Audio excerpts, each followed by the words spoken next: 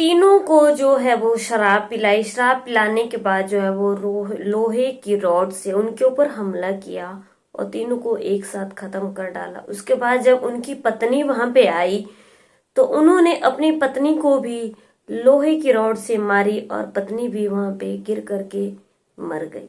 जी हाँ दोस्तों, आदाब, नमस्कार, राधे श्याम। आप सब लोग कैसे हैं? उम्मीद करती हूँ आप सब लोग अच्छे से हैं। और कहानियों का सिलसिला जारी है। आप हमारे चैनल पे देखते हो डेली न्यू क्राइम स्टोरीज, जहाँ पे हमारे चैनल का नाम है डेली न्यू क्राइम स्टोरी, जहाँ पे आपको रोज नई कहानी सुनने के लिए मिलती है जो कि अपराध से भरी हुई होती है, चाहे किसी भी टाइप का अपराध है।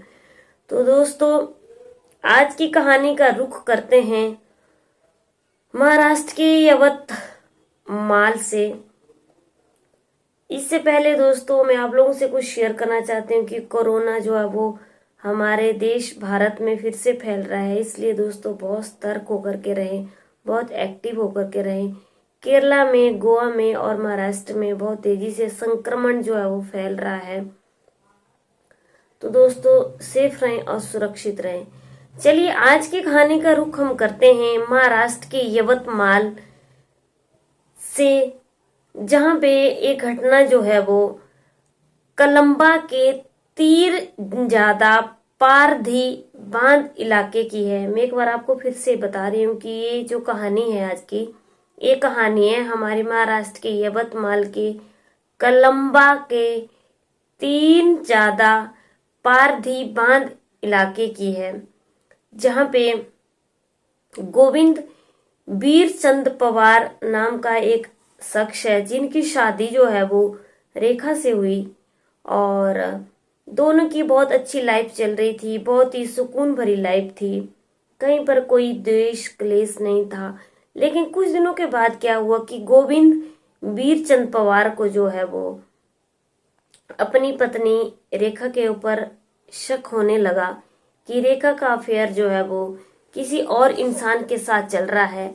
तो इन दोनों के बीच जो है वो बहुत लड़ाई झगड़ा होने लगा, क्योंकि रेखा का कहना ये था कि उसका कहीं भी किसी के साथ कोई अफेयर नहीं चल रहा है, लेकिन उनके पति गोविंद को जो है वो उसके ऊपर शक था कि इसके किसी और के साथ भी संबंध है।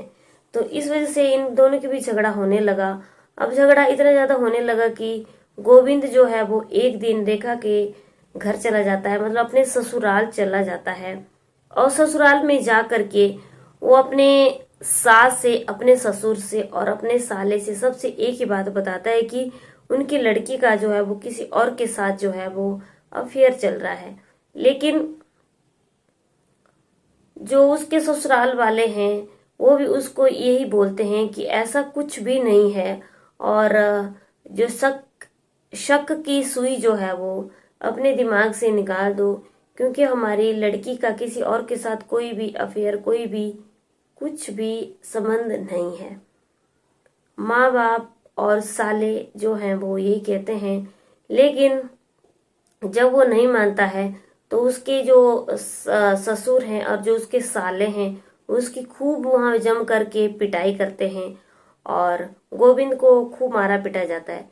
अब क्या होता है कि गोविंद जो है वो इसमें अपनी बहुत ज्यादा बेइज्जती महसूस करता है, बहुत ज्यादा इंसल्ट महसूस करता है कि मैं अपने ससुराल में गया था और मेरे ससुराल वालों ने मुझे वहां पे मारा पीटा और मेरे साथ क्लेश किया। अब क्या होता है कि वो अपने घर वापिस आ जाता है, लेकिन जो उनकी पत्नी है और रेखा, वो अपने मायके में ही रह जाती है।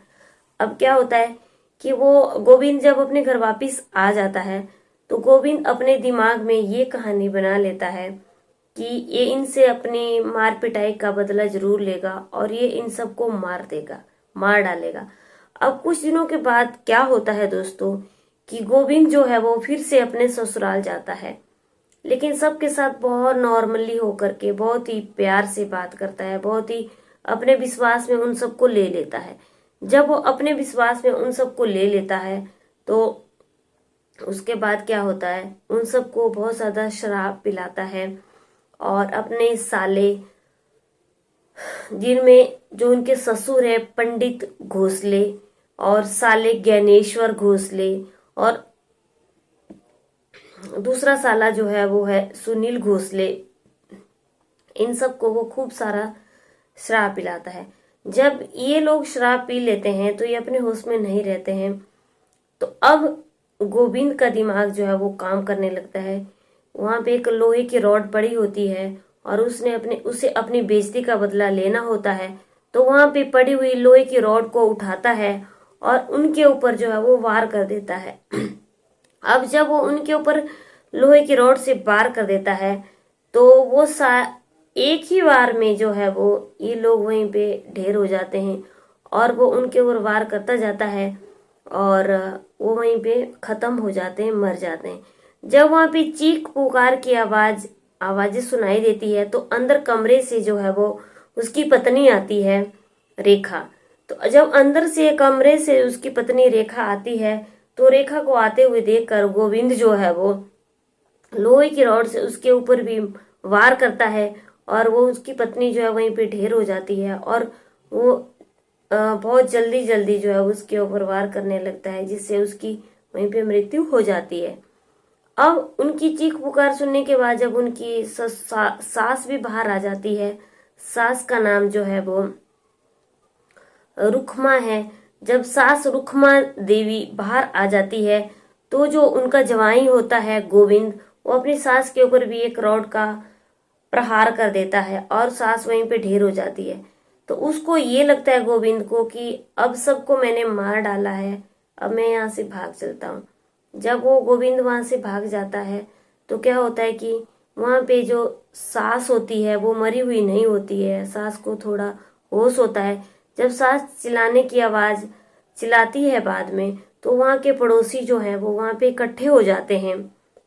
इधर उधर के लोग जो हैं वो सारे वहां आ जाते हैं और देख करके बहुत ज्यादा हैरान हो जाते हैं कि वहां पे 3 डेड बॉडी पड़ी हुई थी। एक उसके ससुर पंडित घोषले की, साले ज्ञानेश्वर की घोषले की और सुनील घोषले की, और उसके बाद जो है वो उसकी पत्नी रेखा की जो है वहां पे बॉडी पड़ी हुई होती है। तो पड़ोसी देख करके बहुत ज्यादा हैरान रह जाते हैं कि ये सारी चीजें जो है वो कैसे घटित हुई हैं। अब जो सास है उसको एकदम हॉस्पिटल ले जाया जाता है। ये लोग पड़ोसी जो है पुलिस को इन्फॉर्म करते हैं, पुलिस आती है और उसकी सास रुखमा को एकदम हॉस्पिटल ले जाती है जहाँ पे उनका इलाज किया जाता है। और सास जो है वो अपने बयान में सारी बातें बताती हैं कि क्या क्या हुआ। उनके दामाद ने सबकी हत्या कर डाली क्योंकि दामाद को जो है वो शक था कि उनकी बेटी का कहीं किसी और के साथ नाजायज संबंध है। इसी बात के जरिए वो हमसे लड़ाई झगड़ा करता रहता था। सास ने अपनी सारी बातें पुलिस को बता दी। अब पुलिस ने जो है वो उसको एकदम अरेस्ट कर लिया।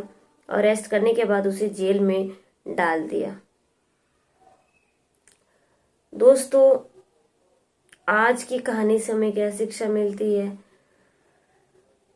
आज की कहानी से हमें यही शिक्षा मिलती है कि जिस इंसान के साथ एक लड़की जो है वो अपने परिवार घर को छोड़ करके आती है, एक विश्वास के साथ कि वो पूरी उम्र भर उस इंसान के साथ रहेगी, उस इंसान की खातिर आती है, और वही इंसान जब उसके ऊपर जो विश्वास नहीं करता है और शक की सुई उसके दिमाग में घुस जाती है तो हंसता खेलता परिवार जो है वो खत्म हो जाता है। जैसे कि आज की कहानी में हुआ। मेरी आप लोगों से हाथ जोड़ करके विनती है कि कभी भी जो आपके लाइफ पार्टनर है उनको शक की निगाहों से ना देखें, क्योंकि कोई एक लड़की जो है वो अपने घर परिवार घर संसार को अपने माँ बाप को छोड़ करके आपके साथ रहने के लिए आई है। तो कभी भी अपने लाइफ पार्टनर के ऊपर जो है वो शक ना करें, वरना फिर अंजाम ऐसा ही होता है जो कि आज की कहानी में हुआ। उम्मीद करती हूँ आप लोगों को मेरी कहानी पसंद आई होगी।